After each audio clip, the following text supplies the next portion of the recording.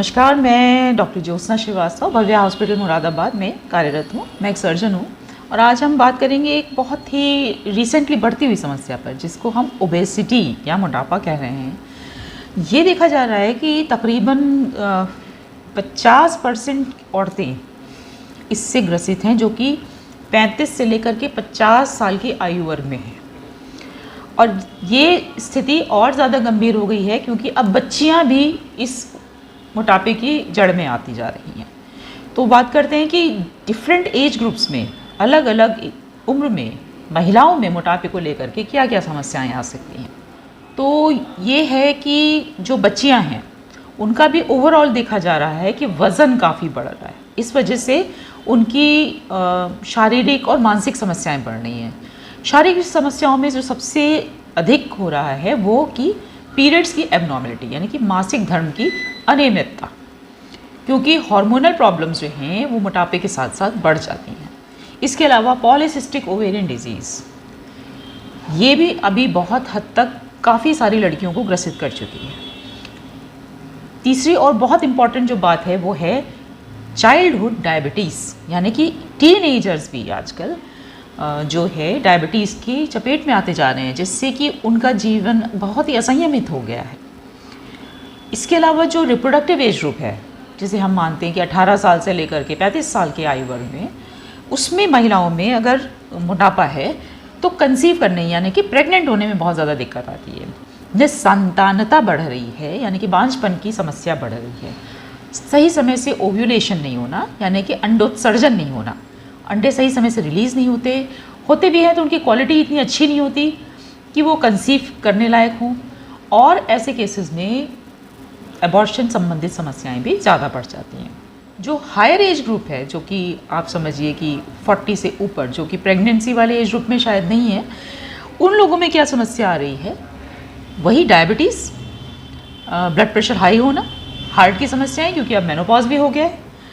और इसके अलावा ये हो रहा है कि उनके घुटनों की खराबी, वज़न लेकर चलने से घुटनों की सारी झिल्लियाँ खराब हो चुकी हैं, तो उनको भी आर्थराइटिस शुरू हो गई है और हो सकता है घुटने का प्रत्यारोपण कराने की भी ज़रूरत पड़ जाए। तो अब ये है कि ये बढ़ क्यों रहा है बेहिसाब, इसके बढ़ने का कोई ना कोई कारण तो होगा। सबसे महत्वपूर्ण कारण ये समझ में आता है कि आजकल पैदल चलना, भाग दौड़ करना, खेलना कूदना और कसरत करना, ये सब चीज़ें जो हैं महिलाएं ज़्यादातर नहीं करती। आप देखेंगे जिम वगैरह में भी महिलाएं बहुत, उनका परसेंटेज बहुत कम है, ज़्यादातर पुरुष ही दिखाई पड़ेंगे आपको वहाँ पर।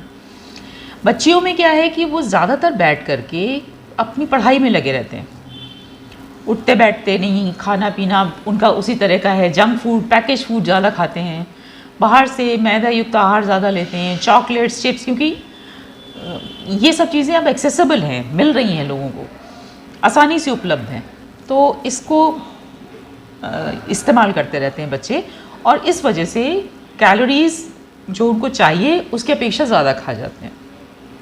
और यही 18 से लेकर के 35 साल में उनमें भी यही है, क्योंकि वो ऑफिस गोइंग हैं, वो काम पे जाते हैं, ज़्यादातर सेडेंट्री वर्क है, बैठेंगे लैपटॉप पे काम करते रहते हैं, उठना फिरना चलना उनके पास टाइम भी नहीं है।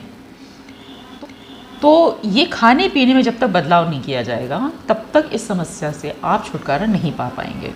तीसरी और जो बहुत प्रमुख समस्या देखी जाती है कि ओबेसिटी क्यों होती है, वो है लो प्रोटीन डाइट। जो ज़्यादातर जो शाकाहारी खाना खाया जा रहा है उसमें प्रोटीन की मात्रा बहुत कम है। तो उस लिहाज से, महिलाओं के स्वास्थ्य के लिहाज से, मांसाहारी खाना उनके लिए ज़्यादा बेहतर है, जैसे कि अंडा हुआ, चिकन हुआ, मछली हुई। तो ये सब चीज़ें उनके स्वास्थ्य के लिए बेहद ज़रूरी हैं। जहाँ तक हो सके चावल, चपाती, मैदे का सामान, चीनी, और इसके अलावा डिब्बाबंद आहार, और इसके अलावा कोल्ड ड्रिंक्स वगैरह का सेवन, ये सब उनको अपने खाने से कम तो ज़रूर करना पड़ेगा, बिल्कुल ना हटा सकें तो भी।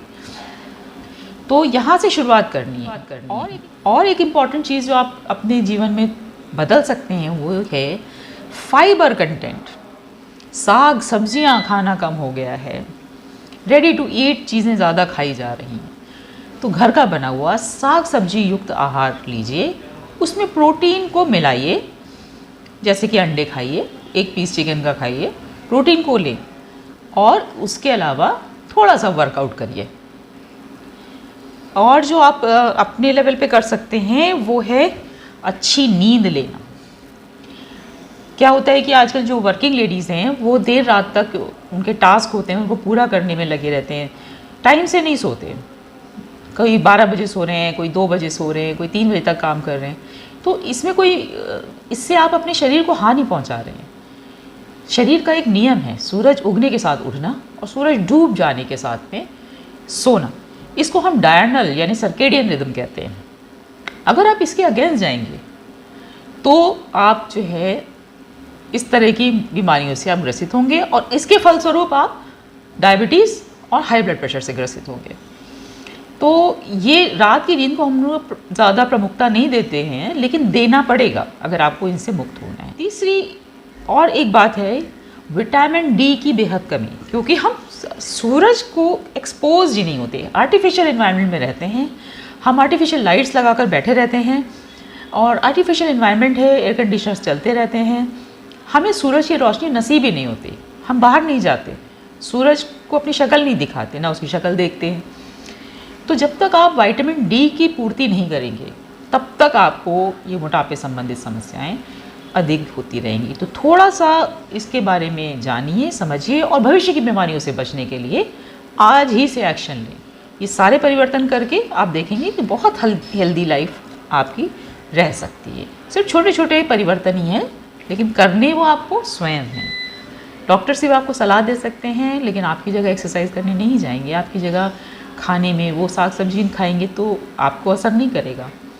तो करना ये आपको स्वयं होगा और पहले दिन से ही पूरे रिजल्ट की उम्मीद ना करें, लेकिन कहीं से शुरुआत ज़रूर करें। Thank you.